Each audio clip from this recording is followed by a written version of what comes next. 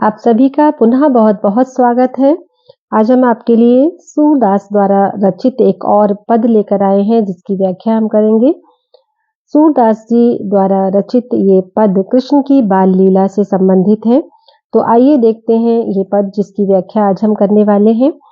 मैया कबहि बढ़ेगी चोटी, किति बार मोहि दूध पियत भई, ये अजहू है छोटी। काढ़त गुहत नहावत जय है, नागिन सी भुई लोटी, काचो दूध पियावती पच पच, देत न माखन रोटी, सूरज चिर जीवो दो भैया, हरि हरिधर की ज्योति। ये सूरदास जी द्वारा रचित पद है और इसमें कृष्ण की बाल लीलाओं का चित्रण किया गया है। इसमें कृष्ण की बाल सुलभ जिज्ञासा तथा माता यशोदा के वात्सल्य का अत्यंत ही मनोहारी चित्रण किया गया है। इस पद में बालक कृष्ण अपनी माता यशोदा से शिकायत करते हैं और पूछते हैं कि उनके कहने पर दूध पीने के बावजूद उनकी चोटी क्यों नहीं बढ़ रही है। तो बहुत सुंदर पद है ये कृष्ण और यशोदा जी से संबंधित, जिसमें कृष्ण अपनी माता यशोदा से शिकायत कर रहे हैं कि माँ, मैं आपके कहने से दूध पीता हूँ लेकिन फिर भी मेरी चोटी बढ़ नहीं रही है। तो इसी प्रसंग का चित्रण इसमें सूरदास जी ने किया है। आइए देखते हैं इस पद की व्याख्या। मैया कबहि बढ़ेगी चोटी। तो बालक कृष्ण अपनी माता यशोदा से पूछ रहे हैं कि मैया, हे माँ, हे माता, कबहि बढ़ेगी चोटी, मेरी चोटी कब बड़ी होगी, मेरे बाल कब बड़ी होंगे जिससे कि मेरी बड़ी सी चोटी बन सके। तो हे माता, मेरी चोटी कब बढ़ेगी। कितनी बार मुहि दूध पियत भई, ये अजहू है छोटी। तो वो कहते हैं कि कितनी बार यानी कितनी ही बार मुहि दूध पियत भई, मुझे दूध पीते हुए हो गई, और ये अजहू है छोटी, ये आज भी छोटी की छोटी ही है। तो कहते हैं कृष्ण कि तुम्हारे कहने पर मुझे कितनी बार दूध पीते हुए हो गया, पर ये आज भी छोटी की छोटी ही है, आज भी ये बड़ी नहीं हुई है। जबकि मैं तुम्हारे कहने से कितनी बार दूध पी चुका हूँ लेकिन फिर भी ये मेरी चोटी आज भी छोटी है। काढ़त गुहत नहावत जय है, नागिन सी भुई लोटी। अब कहते हैं कृष्ण जी इसमें अपनी माता से पूछते हैं कि आपने कहा था कि ये नागिन की तरह से मोटी और लंबी हो जाएगी।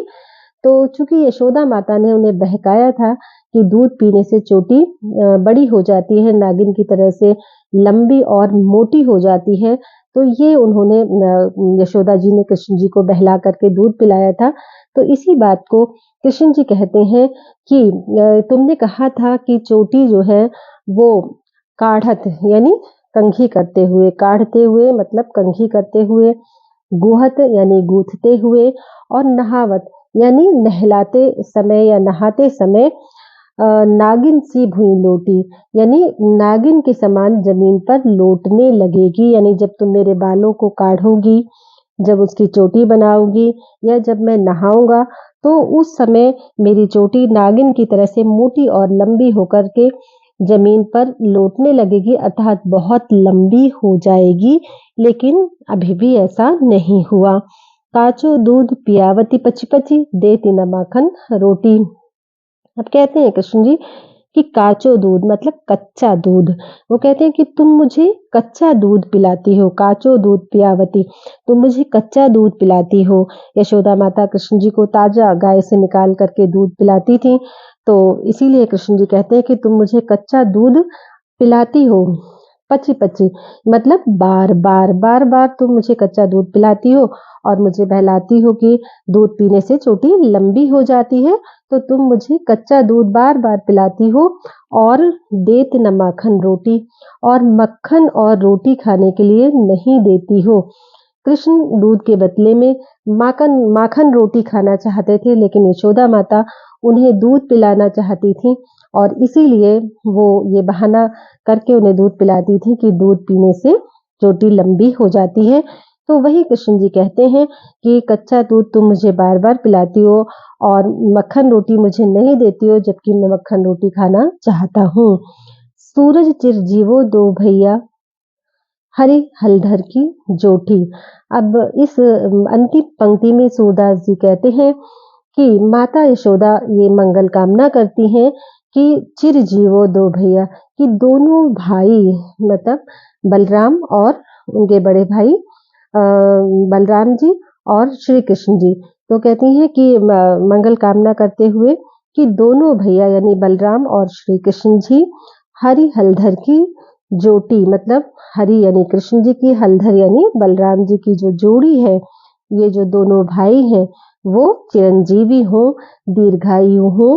तो ये मंगल कामना करती हैं यशोदा माता अपने मन में कि दोनों भाई यानी कृष्ण और बलराम की जोड़ी ऐसे ही बनी रहे और इनकी जोड़ी दीर्घायु हो, चिरंजीवी हो। तो इस पद में वात्सल्य रस है, ब्रज भाषा का माधुर्य हम देख सकते हैं।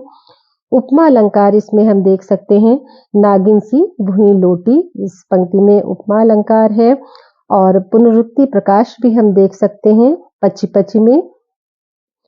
और इस पद में बाल कृष्ण के सरल और भोलेपन का चित्रण किया गया है और माता यशोदा के प्रेम का चित्रण किया गया है। आप सभी का बहुत बहुत धन्यवाद।